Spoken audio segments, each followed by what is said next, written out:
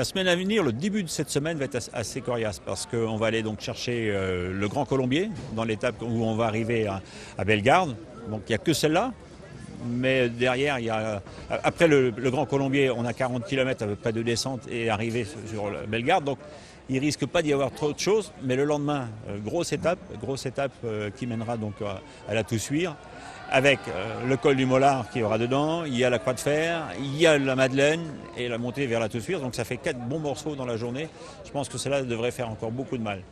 Le lendemain, on va repartir avec une étape d'école au départ, mais après il y a plus de 100 km où il n'y a rien pour arriver vers Annonay, donc il ne risque pas de se passer grand-chose. Et jusqu'à la fin de semaine, après, ça va être plutôt la partie des sprinters, puisqu'on va aller chercher le Cap d'Agde et tout le bord de mer, donc ça risque d'être un peu plus tranquille pour eux.